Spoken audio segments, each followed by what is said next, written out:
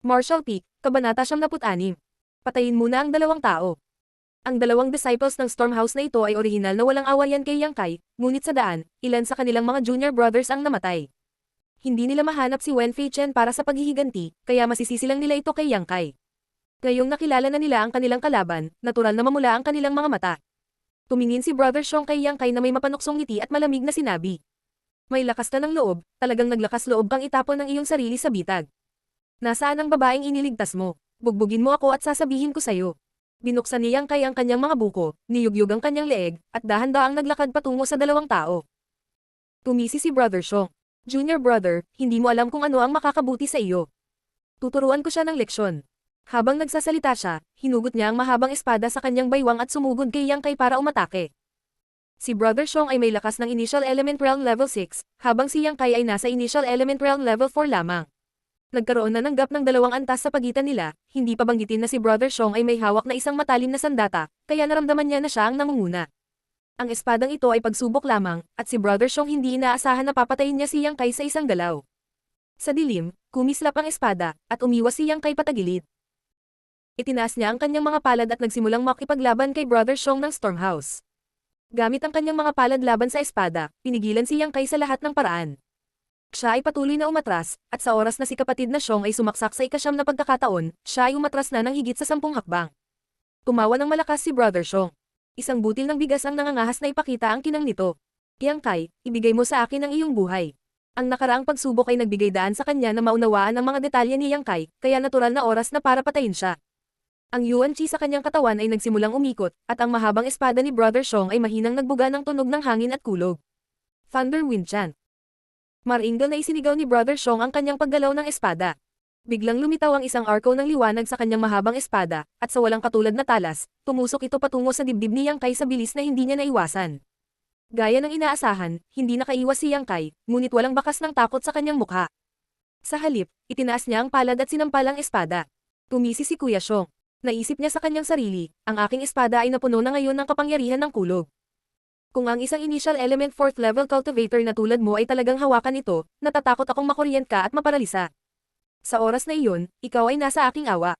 Sa pag-iisip nito, hindi binawi ni Brother Xiong ang kanyang paglipat. Sa halip, pabilis ng pabilis ang paggalaw ng kanyang espada. Sumigaw si Yang Kai. Biglang namula ang palad niya, parang may nagliliyab na apoy. Isang alon ng mainit na hangin ang sumugod kay Brother Xiong. Hindi lang pinawi nito ang lamig sa paligid, para siyang nahulog sa dagat ng apoy. Klang!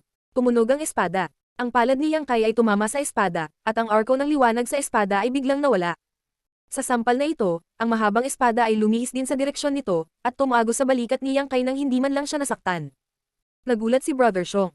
Sa paghaharap na ito, ang kanyang Yuan Qi ay talagang hindi katugma ng kalaban. Naisip niya sa sarili, hindi ba't nasa initial element 4th level lang siya? Bakit mas masigla ang Yuan Qi sa kanyang katawan kaysa sa akin? Bukod dito, ang umaapoy na Yuan Qi sa kanyang palad ngayon ay masyadong dalisay. Kung hindi, hindi nito mapapatay ang lakas ng kulog ko. Dahil sa takot, nagmamadaling binawi ni Brother Xiong ang kanyang espada at umatras.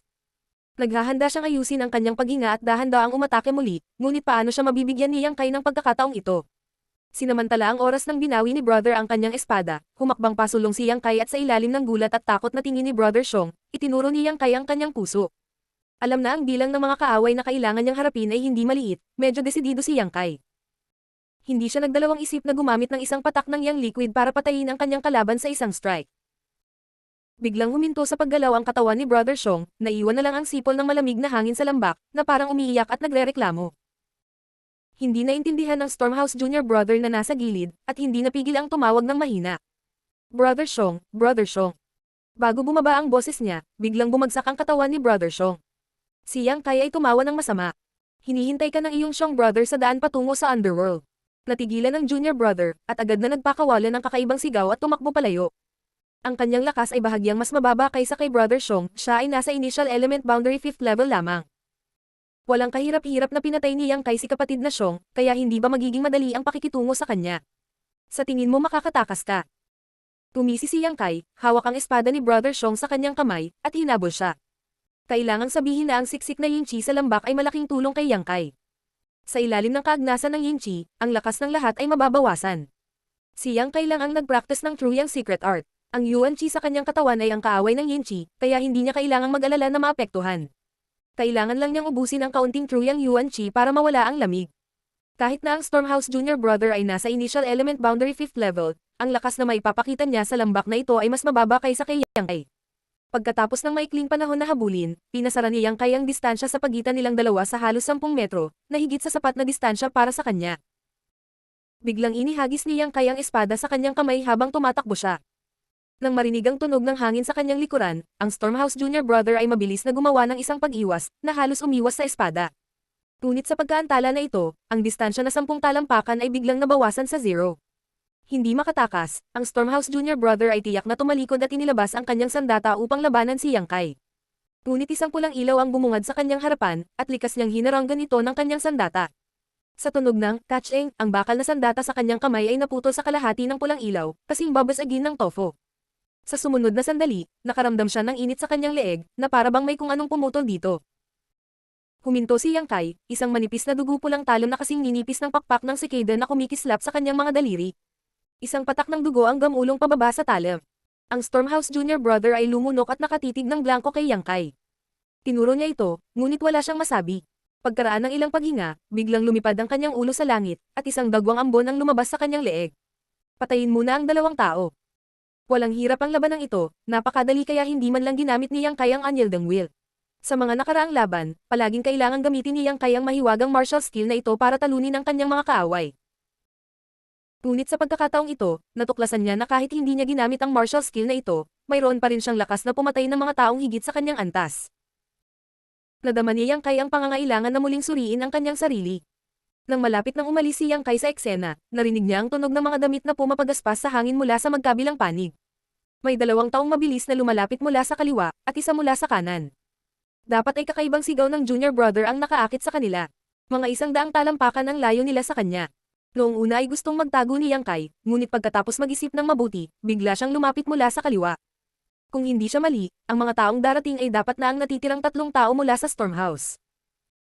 Maaaring naghiwalay sila para mas madaling mahanap siya at si Zia Ningchang, ngunit hindi sila masyadong malayo sa isa't isa. Ngayong nandito na ang natitirang 3 tao, natural na hindi na makahingi pa si Yang Kai. Ang lakas ng mga tao sa Stormhouse ay mas mababa kaysa sa mga tao ng Blood Group, kaya magagamit niya ang mga ito upang subukan ang kanyang sariling lakas. Martial Peak, Kabanata 77. Patayin ng 2 pang tao. Gayunpaman, sa 3 taong ito, sinulang ang Cultivator sa Chi Transforming Stage 1st level, kaya medyo mahirap ang pakikitungo sa kanya. Sa makatuwid, kinailangan munang harapin ni Yang Kai ang 2 pang disipulo ng Initial Element Stage Stormhouse bago siya magkaroon ng magandang laban kay Nulang. Gusto niyang makita kung siya, bilang Initial Element Stage 4th level, ay may kakayahang talunin ng isang Chi Transforming Stage na kalaban. Mataas ang fighting spirit ni Yang Kai, at umiikot ang kanyang dugo at Chi. Tama ang hula ni Yang Kai. Ang 2 tao sa kaliwa ay talagang mga alagad ng Stormhouse. Ang kanilang lakas ay halos kapareho ng 2 tao noong una, kaya kahit na mas malakas sila, hindi sila magiging mas malakas. Nang marinig ang sigaw ng kanilang junior brother, hindi pa nakakarating ang 2 tao sa pinangyarihan ng aksidente nang may makita silang isang taong sumusugod sa kanila. Sino yan? Huminto ang 2 alagad ng Stormhouse at mapagbantay na tumingin sa tao. Hindi sumagot si Yang Kai. Ang kanyang bilis ay biglang lumakas, at siya ay mabangis na sumugod sa kanila. Nararamdaman ng layunin at puot ni Yang Kai na pumatay, paanong hindi magre-react ang 2 tao? Sumigaw sila sa alarma. Si Yang Kai. Sa sandaling matapos silang magsalita, nasa kanilang mga kamay na ang kanilang mga sandata, at mabangis nilang inatake si Yang Kai mula sa kaliwa at kanan. Napakalakas ng fighting spirit ni Yang Kai. Sa pagharap sa pag-atake ng 2 tao, hindi man lang siya umatras. Ang kanyang katawan ay parang kidlat, at ang dugong pulang talon sa kanyang mga daliri ay lumipad palabas, mabangis na bumaril patungo sa isa sa 2 tao. Itinaas ng taong iyon ang kanyang sandata para hamarang, ngunit paano mahahadlangan ng ordinaryong sandata ang talon na ito mula sa isang patak ng yang liquid. Sa sandaling nakipag-ugnay sila, ang sandata ng alagad ng Stormhouse ay direktang naputol. Sa kabutihang palad, hindi mabagal ang reaksyon ng taong ito. Sa gulat, bigla siyang umiwas, bahagya niyang naiwasan ang nakamamatay na suntok, at hinayaang lumipad ang talon sa kanyang baywang. Sa isang nakakatusok na tunog, sigaw ng taong ito. Pakiramdam niya ay parang may tatak ng panghinang ang kanyang baywang, at biglang napuno ng amoy ng sunog na laman ng hangin. Brother, nagiba ang ekspresyon ng kausap, at ang pag-ataking sasalakayin niya ay biglang napaatras ng kaunti. Sa isang buhay at kamatayan na labanan, ang kanyang pag-urong ay katumbas ng paglantad sa kanyang sarili sa pag-atake ni Yang Kai. Paano magiging magalang sa kanya si Yang Kai? Casual na hinaharangan ang matalim na gilid ng sandata ng kalaban, idiniin niya ang palad sa dibdib ng kalaban. Ang masigla at nakakapasong mainit na Truyang Yuan Chi ay bumuhos sa meridian ng puso ng kalaban. Namilog ang mga mata ng kalaban, at lumipad siya bilang tugon. Bumagsak siya sa lupa, umikit sandali, at pagkatapos ay tumigil sa paggalaw. Siya ay talagang pinatay sa isang palitan, mas mabilis pa sa senior brother Xiong na iyon mula noon. Naging matagumpay ang pag-atake ni Yang Kai, ngunit bago pa siya maka-atras, ang alagad ng Stormhouse na buhay pa ay inihagis ang kanyang espada sa kanya. Hindi makaiwas, si Yang Kai ay likas lamang na nakakapagpahigpit ng kanyang mga kalamnan. Swoosh! Ang espada ay kumislap, at isang dagwang sugat ang lumitaw sa kanyang tiyan. Kumalat ang sakit mula sa sugat, at tumulo ang dugo. Hindi natinag si Yang Kai, at isang nakakaloko at uhaw sa dugo ng ngiti lamang ang lumitaw sa kanyang mukha. Tumingon siya at tumingin sa kalaban. Nakita ng taong iyon ang sarili niyang junior brother na namatay sa harap niya, at sa galit niya, paano pa siya mag-aalala? Isa lang ang nasa isip niya. Ang patayin si Yang Kai at ipaghiganti ang kanyang junior brother. Matapos magtagumpay ang kanyang pag-atake, muli siyang sinaksak, tinutukan ng lalamunan ni Yang Kai. Itinaas ni Yang Kai ang kanyang braso upang harangan, at ang espada ay tumusok ng halos 1 pulgada sa kanyang braso. Idiniin ito sa buto, ngunit wala nang paraan para makaalis pa ito. Hey. Hinayaan na tumulo ang dugo, ngumiti ng masama si Yang Kai sa kanya. Sa dilim, 2 hanay ng puting nyebe na pangilang nakalantad, tulad ng isang mabangis na hayop na pumipili ng kanyang biktima. Sa sandaling ito, ang buong katawan ni Yang Kai ay napuno ng masamang aura. Baliw, nasa sabik, at uhaw sa dugo na masamang aura. Lalong nakakagigil ang ngiting iyon. Ikaw, ang alagad ng Stormhouse na ito, na nabubuhay pa, ay hindi pa nakakita ng ganoong tao. Matapos niyang saksakin ng 2 beses ay nagawa pa niyang tumawa. Baliw ba ang taong ito? Natakot siya, at gusto niyang tumalon pabalik. Sa isang labanan ng buhay at kamatayan, dahil sa takot sa aura ng kaaway, paano siya makakaligtas? Itinaas ni Yang Kai ang kanyang binti at sinipa siya sa pandya. Narinig ang tunog ng isang bagay na sinisipa. Agad na yumuko ang lalaki at lumuhad sa lupa, namumutla ang mukha. Hinugot ang mahabang espada na nakaipit sa kanyang braso, inihagis ito ni Yang Kai, at napatayo siya sa mismong lugar. 2 pa ang napatay. Swoosh! Sa sandaling ito, sa wakas ay lumitaw ang isang tao mula sa kanan. Ito ay nulang.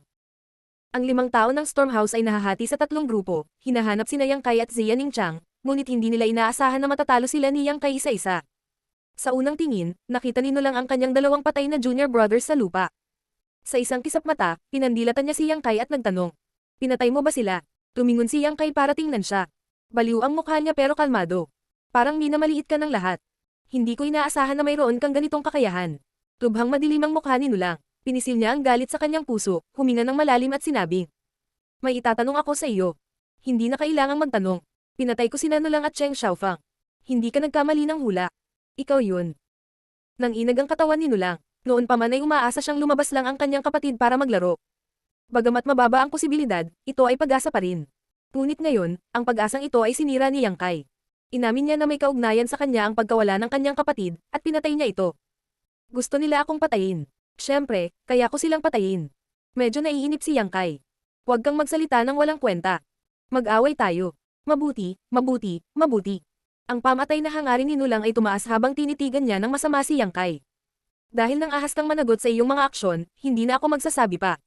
Ngayon, gagamitin ko ang iyong buhay para magbigay pubay sa kanyang kaluluwa sa langit. Habang nagsasalita, inilunsad ni Nulang ang kanyang husay sa paggalaw. Ang kanyang katawan ay kumislap at nakarating sa harap ni Yang Kai sa isang kisap mata. Ang kanyang kamay ay paalang na tumangay sa lalamunan ni Yang Kai na parang kuko ng agila.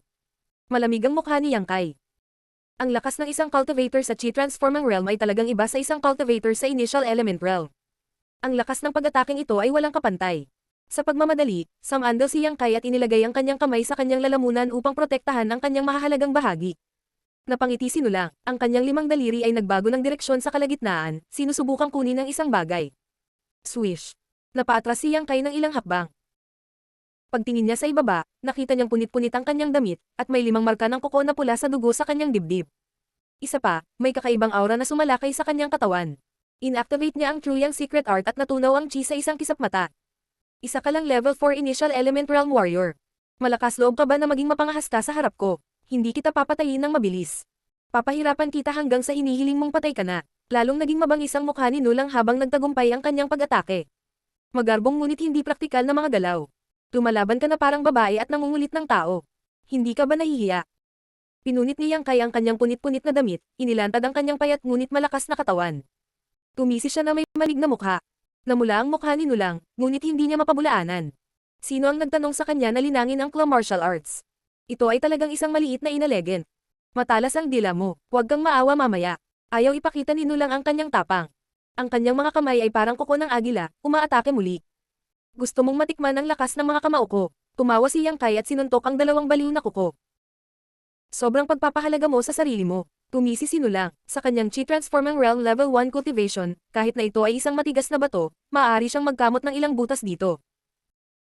Hindi pa banggitin ang kamao ng isang cultivator sa Initial Element Realm Level 4. Martial Peak, Kabanata 78. Guildstorm. Sa isang kisap mata, nag-aaway na silang dalawa. Ang kamao ni Yang Kai ay malakas na tumama sa palad ni Nulang, ngunit ang limang daliri ni Nulang ay hinawakan ito ng mahigpit. Ang Yuan Chi sa kanilang mga katawan ay sabay na sumambulat, na nagbanggaan sa isa't isa. Ano? Nagulat si Nulang, nalaman niya na ang Yuan Chi sa katawan ni Yang Kai ay napakalakas na kahit na hindi niya ito mapaglabanan sa mahabang panahon. Paano kaya ito? Nagkaroon ng malaking agwat sa pagitan ng kanilang mga lakas. Kahit anong mangyari, hindi siya maaaring maging banta sa kanya.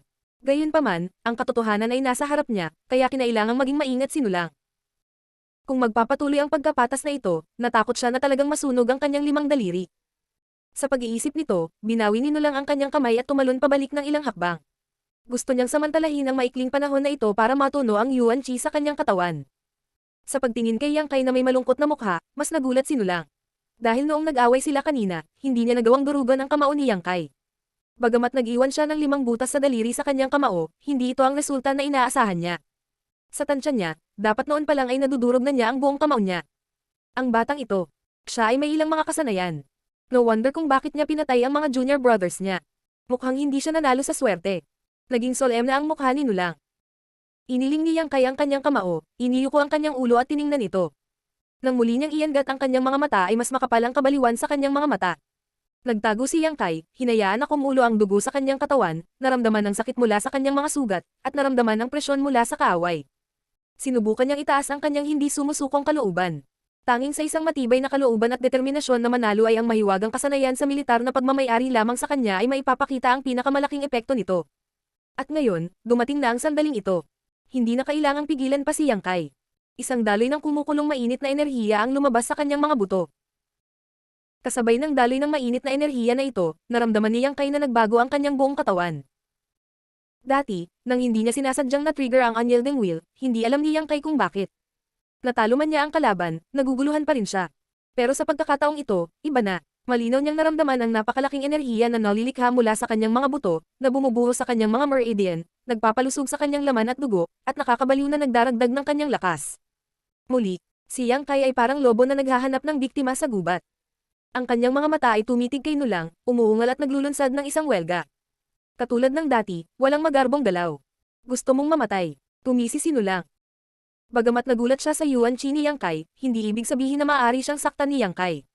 Hanggat huminto siya sa oras, kahit nakakaiba ang Yuan Chi, hindi niya ito masasaktan.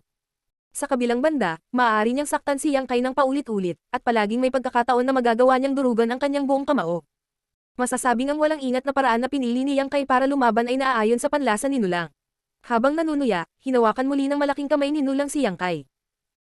Sa pangalawang head-on collision, naramdaman ni Nulang na may mali dahil ang lakas ng suntok ni Yang Kai ay mas malakas kaysa dati. Ang Yuan Chi ay mas mabangis din. Ito ay halos kapareho ng buong kapangyarihan ng Initial Element Realm Level 5. Pero, ano? Ang Initial Element Realm Level 4 at Initial Element Realm Level 5 ay pareho sa kanyang paningin. Hindi naman sila banta. Kamatayan lamang ang naghihintay sa kanila. Pagkatapos ng palitan na ito, ang pinsala sa kamao ni Yang Kai ay naging mas seryoso. Tumulo ang dugo mula sa kanyang kamao, at ang kanyang katawan ay napilitang umatras. Pinutol niya ang isang napakalungkot na figure. Nagsimula na ang Nulang, ngunit sa 1 sentimos, sa 1 libra. Sinamantala niya ang sitwasyon, ipinagpatuloy niya ang pag-atake kay Yang Kai. Ang kanyang mga kuko ay sumipol sa hangin, nag-iiwan ng bakas ng mga bakas ng kuko sa kadiliman. Walang sinabi si Yang Kai. Nagmatigas lang ang ulo niya. Nang dumating ang pag-atake ni Nulang, nagpakawala siya ng suntok. Kaliwang suntok, kanang suntok. Malinaw ang kanyang ritmo. Bagamat hindi magaan ang sugat sa kanyang kamay, napigilan niya ang lahat ng pag-atake ni Nulang, kaya hindi niya nagawang kitilin ang kanyang buhay. Sa madilim na gabi, sunod-sunod na umalangaw ang mga pipe ng katok. Kasabay ng bawat paghampas, ang katawan ni Yang Kai ay umatras ng ilang hakbang. Lalong lumalala ang sugat sa kamay niya. Gayunpaman, ang kanyang mga mata ay hindi nagpapakita ng anumang senyales ng gulat. Sa halip, naging determinado siya. Isang pag-iisip na manalo ang namumuo sa kanyang puso, naghihintay ng huling sandali na pumutok. Paano kaya ito? Laking gulat ni Nulang. Sa ibabaw, tila siya ang may ganap na kalamangan. Pagkatapos ng lahat, ang kanyang kaharian ay mas mataas kaysa kay Yang Kai. Kung hindi niya mapagtagumpayan, kung gayon ang lahat ng kanyang mga taon ng paglilinang ay magiging walang kabuluhan. Gayunpaman, walang masabi si Nulang. Ang kanyang 10 daliri ay sinunog ng Yuan Chi ni Yang Kai. Bawat daliri niya ay may bilog na paltos na parang sinusunog ng apoy. Ang 10 daliri ay konektado sa puso. Nanggagaling sa kanyang mga daliri ang sakit na nakatusok sa puso, dahilan para mapabuga siya ng hangin. Kung ganito lang sana, hindi magugulat si Nulang. Ang talagang ikinagulat niya ay ang lakas ni Yang Kai. Sa unang labanan, ang lakas ni Yang Kai ay tulad ng kanyang naobserbahan. Ang ika-4 na antas lamang ng Initial Element Realm ay walang dapat ikatakot. Sa ikalawang labanan, ang kanyang lakas ay tumaas sa 5th level ng Initial Element Realm. Ang ika-4 na labanan, ang suntok ng batang ito at ang pagbabago-bago ng Yuan Chi ay umabot na sa ika-6 na antas ng Initial Element Realm. Ang ika-7 labanan, 7th level ng Initial Element Realm. Ang ika-12 labanan, ika-8 antas ng Initial na Element Realm. Tila habang nagpapatuloy ang labanan, ang lakas ng taong ito ay tumataas na parang lingga. Ito ay lubhang kakaiba at hindi maisip. Bukod dito, ang pagtaas na ito ay hindi nagpakita ng anumang senyales ng paghinto. Gulat na gulat ang mukha ni Nulang. Hindi niya alam kung hanggang saan tumaas ang lakas ni Yang Kai. Kung direktang naabot niya ang yugto ng pagbabagong anyo ng Chi, wala siyang pag-asa na manalo, dahil ang World Chi ng kanyang kalaban ay masyadong mapagmataas. Makalipas ang kalahating oras, hindi na nakalaban ni Nulang si Yang Kai ng harapan dahil wala siyang makukuhang kalamangan. Sa tuwing mag-aaway sila, ang katawan ni Yang Kai ay parang bato, hindi gumagalaw sa parehong lugar. Sa kabaligtaran, si Nulang ang napilitang umatras. Magagamit lamang ni Nulang ang kanyang liksi upang harapin si Yang Kai. Sinubukan niyang humanap ng pagkakataon para bigyan ng nakamamatay na suntok si Yang Kai. Gayunpaman, bagamat simple ang depensa ni Yang Kai, ito ay hindi tinatagusan ng hangin. Hindi makahanap ng pagkakataon si Nulang na pumatay. Ika-9 na antas ng Initial Element Realm. Nanginginig ang mga mata ni Nulang. Nalaman niya na pagkatapos ng labanang ito, ang lakas ni Yang Kai ay tumaas sa tuktok ng Initial Element Realm. Gayunpaman, ang kanyang Yuan Chi fluctuation sa wakas ay naging matatag at hindi na patuloy na tumaas. Dahil sa pagtuklas na ito, nakahinga ng maluwag si Nulang. Bagamat siya ay nasa unang antas lamang ng Chi Transformation Realm, na isang antas lamang na mas mataas kaysa sa 9th level ng Initial Element Realm, ang isang antas na pagkakaiba ay isa ring malaking agwat. Sa makatuwid, tiwala pa rin si Nulang na kaya niyang patayin si Yang Kai. Tiyak na kumain siya ng isang uri ng pellet upang madagdagan ang kanyang lakas. Gayunpaman, kahit anong uri ng pellet ito, magkakaroon ng ilang mga side effect. Ang kanyang kakanyahan ay nasa 4th level pa rin ng Initial Element Realm. Tungkol sa imbakan ng Yuan Chi sa kanyang katawan, hindi siya may kukumpara sa kay Nulang. Hinihintay ni Nulang na mapagod si Yang Kai. Pagkatapos, kitilin niya ang kanyang buhay. Martial Peak, Kabanata 79. Katawang puno ng kasamaan. Habang nakapagdesisyon si Nulang, biglang itinigil ni Yang Kai ang kanyang pag-atake.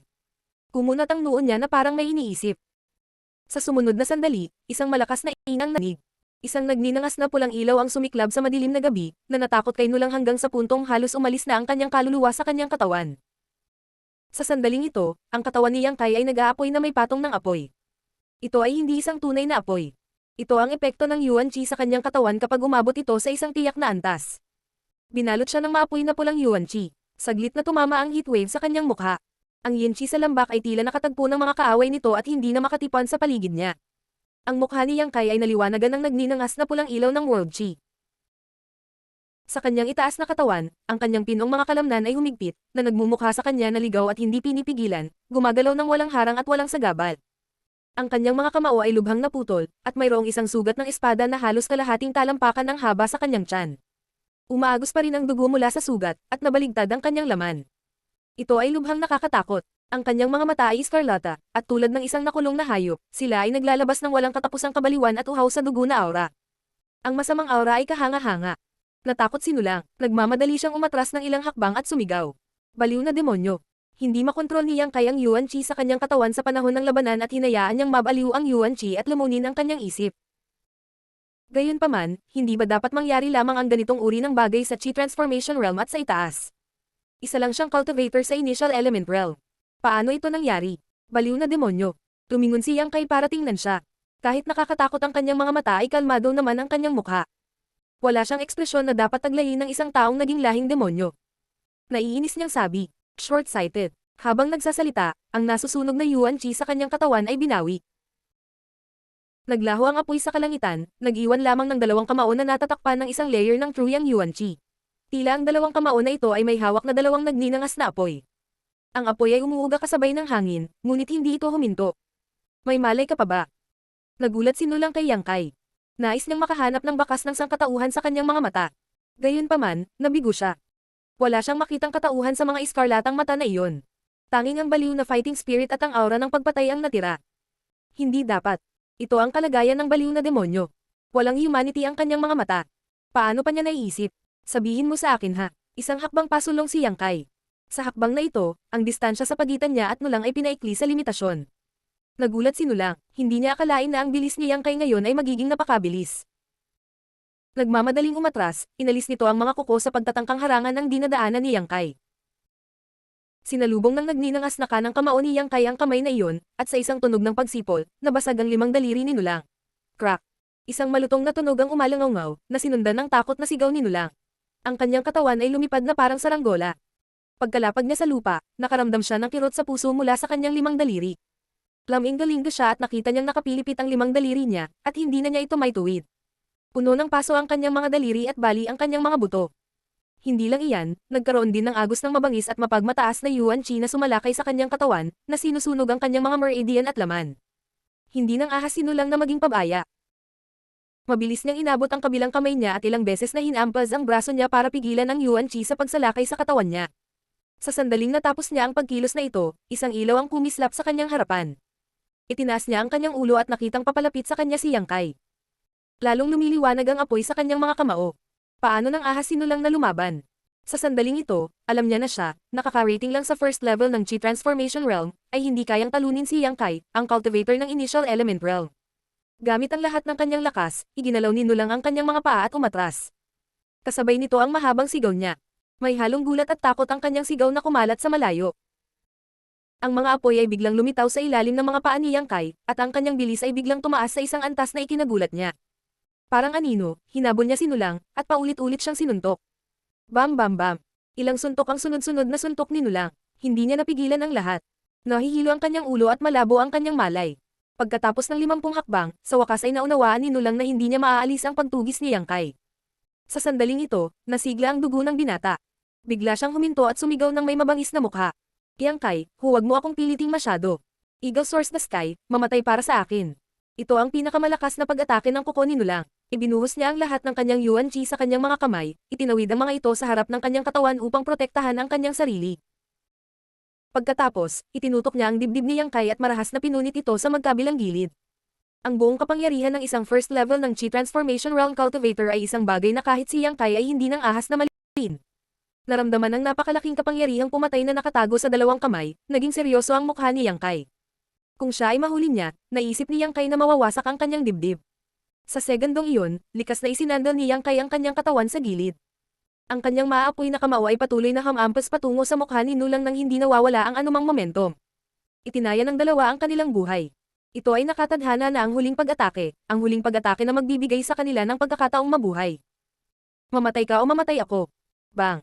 Nang damapo ang kamao ni Yang Kai sa mukha ni Nulang, agad na na-distort ang maselang bahagi ng mukha nito. Napabalikwas ang buong katawan ni Nulang sa lakas ng suntok ni Yang Kai. Makalipas ang ilang beses na pag-flip sa ere, sa wakas ay bumagsak siya sa lupa ng may kaluskos. Swoosh! Ang dalawang kuko ni Nulang ay hindi nabigo habang sila ay hamampas patungo sa dibdib ni Yang Kai. Gayunpaman, hindi nangyari ang inaasahang eksena ng pagkaputol ni Yang Kai. 10 madugong galos na lang ang natitira sa kanyang dibdib, 5 mababaw at 5 malalim. Sa napakahalagang sandali, ang paglipat ng panig ni Yang Kai ay may mahalagang papel. Ang isa sa mga buto ng daliri ni Nulang ay nabali ngayon. Noong ginamit ang Eagle Source the Sky, tiyak na iba ang lakas ng dalawang kamay.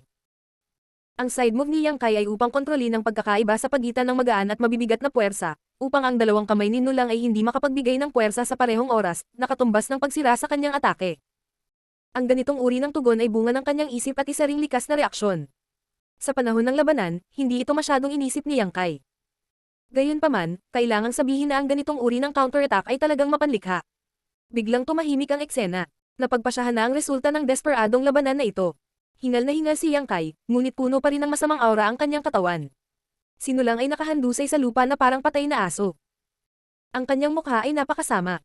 Galit niyang tinitigan si Yang Kai, na hakbang-hakbang na naglalakad patungo sa kanya. Kahit maging multo ako, hindi kita bibitawan. Nilunok-nino lang ang dugo sa kanyang bibig at mabangis na sinabi. Tumingin sa kanya si Yang Kai, itinaas ang isang malaking panya at tinapakan pababa. Haha, maririnig ng mga tao ng blood group ang mensahe ko. Darating sila para pumatay. Hindi pa natapos nino lang ang kanyang pangungusap ng durugan ni Yang Kai ang kanyang leeg, at namatay siya. Ang 5 tao ng Stormhouse ay ganap na nalipol. Kalmadong nakatayo sa iisang lugar, dinadama ang kumukulo na dugo at fighting spirit sa kanyang katawan. Seryoso at mabagsik ang mukha ni Yang Kai habang nagmumuni-muni siya saglit. Isang nakakabaliw na ideya ang lumitaw sa kanyang isipan. Marshall Peak, Kabanata 100. Lantad na panunukso.